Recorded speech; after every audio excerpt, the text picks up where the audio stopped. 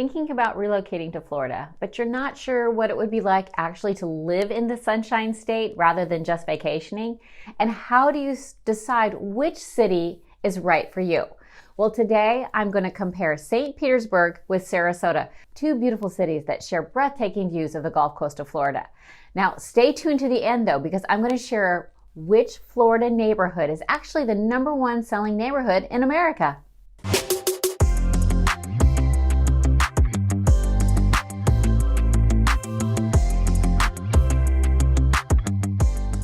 Hi everyone, I am Lisa McBride with Keller Williams Realty Select in Sarasota and Lake Ridge Ranch. If you're new to my channel, thank you so much for visiting. And if you are a returning viewer, I appreciate your continued support.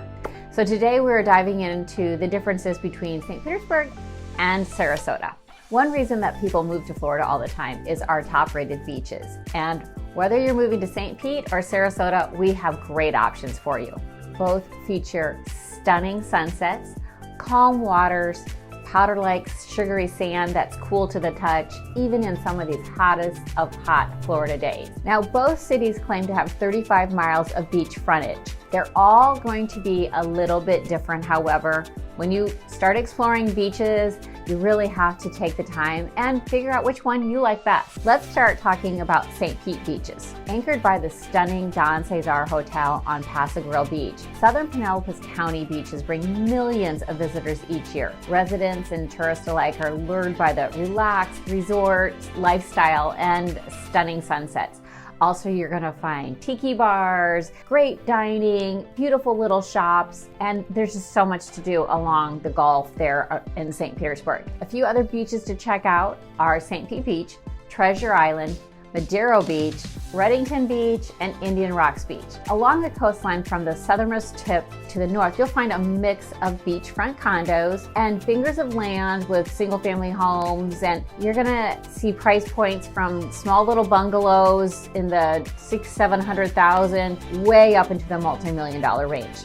The coastline of Sarasota offers an abundance of appealing choices also. There are actually 6 keys that serve as barrier islands protecting the mainland of Sarasota. From starting with Anna Marie Island to the north, Longboat Key, Lido Key, Siesta Key, then we have Nokomis Beach and Manasota Key. So we have a number of different beaches along Sarasota as well. Anna Maria is definitely a fun, chic, little, very Caribbean type feel, I believe, when you're on Anna Marie Island. Longboat Key is luscious, and it is definitely for a little bit more discerning taste and something that really upscale. Longboat Key is beautiful, and some of the most expensive real estate in the Florida Gulf Coast can be found on Longboat Key. Moving on to Lido Key. Lido Key to me feels very local. It feels like this is the beach that most of us go to if we just want a relaxing afternoon or want to take a nice long walk. And also the nice thing with Lido is that it has St. Armand's Circle, which is amazing shopping. So you have to check that out. Rounding out our most famous here in Sarasota is going to be Siesta Key Beach. Most people have heard of Siesta Key. The white powdery sands of Siesta Key and the little village downtown bring tourists year-round. So as I said, you have to really check out the beaches and decide which one you like best. Now, if you've decided that you want to live oceanside, be sure to remember that does come with a cost and other things to keep in mind. Flood insurance is going to be a little higher. There's always a chance during hurricane season that you might have to evacuate. Now, that doesn't happen often, but it's something I wanted to put out there. During the cooler months, when snowbirds and tourists descend, traffic gets a little dicey. Both St. Pete and Sarasota, you have to plan ahead, let's put it that way. Now, if you're going to the beaches in either city, Pinellas County or St. Pete does not have as many public access points as Sarasota County. Many of the beaches in Sarasota also, you do not have to pay to park, where in St. Pete, most of the time you have to pay for parking. Now, moving on from the beaches, what's there to do? Well, there is an endless amount in both cities. Both offer a huge collection of performing arts, museums, music venues, and cultural events. Now, the newly rebuilt St. Pete Pier dominates the downtown waterfront, stretching out over Tampa Bay, and it has a collection of shops, restaurants, a lot of live music, recreation. It is really fun to see, and I highly recommend checking it out. Now, facing the pier is Beach Drive, and this is a promenade of outdoor cafes and bars and eclectic little shops. There's just a lot going on in downtown St. Pete. Not only is it dining and entertainment, but you have the Salvador Dali Museum, you have Museum of Fine Arts at St. Petersburg, which was the first waterfront museum in the city when it opened in 1965. There's also the Florida Holocaust Museum, and it is definitely a moving museum to check out. But Sarasota offers cultural activities and historic landmarks as well. We have the John Ringling Museum, which takes you right back to the circus days. And I always tell people Sarasota definitely is a circus town, and when you visit the John Ringling Museum, you get to experience a lot of that. But there's also fine European art museums on these grounds as well. The other thing to really check out is Marie Selby Botanical Gardens. This is located along the Sarasota Bay, and it is breathtaking adventure to wander through there.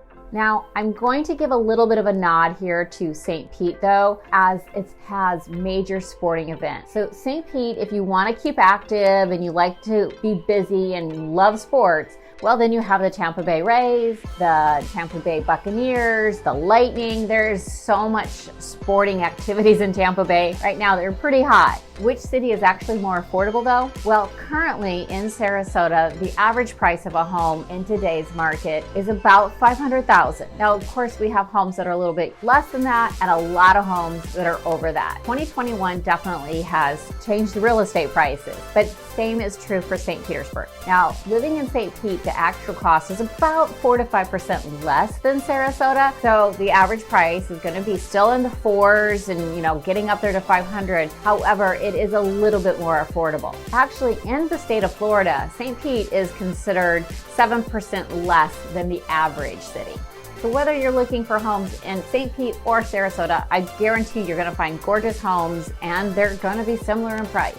What about the schools though? We have so many families moving into the area, and great schools are really, really important. Oftentimes, good schools really drives real estate desirability and the values. So how do the schools compare? Well, there are many great resources on the internet, and I did not raise my children in either school district, so I can't talk from my experience. So I did a little research, and just for instance, I went to greatschools.org, I went to niche.com, and as of today, which is August 2021, niche.com reports that Sarasota County schools actually rank number 2 in the state of Florida. And St. Pete schools, which is Pinellas County, ranks number 17 in the state. Now, as I said, I can't vouch for either one, but definitely do your research. But on this, I'm gonna give the little nod to Sarasota. Both cities have great neighborhoods. And at one time, St. Pete and Sarasota was considered more of empty nesters, seniors, snowbirds, but that has changed dramatically in the last decade. Both cities, but primarily St. Pete, the demographics have shifted greatly.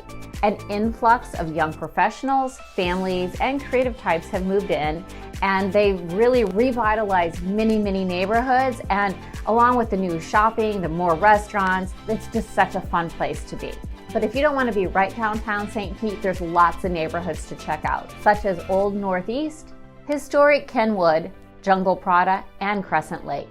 Now, if we want to talk about neighborhoods in Sarasota, specifically the downtown area, I will say it's going to be a little bit older than St. Pete. However, downtown Sarasota along the Sarasota Bayfront is bustling, and home prices are definitely on the rise, and it's filled with condos. A lot of young professionals are starting to migrate down in this area. For instance, Rosemary District has definitely become a young, hip neighborhood close to downtown. But we also have Westa Trail, which is home to some of the prettiest real estate in all of Sarasota. Not to mention Laurel Park, Southgate, and Gulfgate are all very, very popular neighborhoods in Sarasota. Now, I told you I was going to wait till the end to let you know what the #1 selling neighborhood or selling community in the United States was. Well, it is actually Lakewood Ranch. It's the #1 selling community in the U.S. in 2021. Sarasota is home to Lakewood Ranch. And even though we haven't been talking about that, that is part of the Sarasota metropolitan area.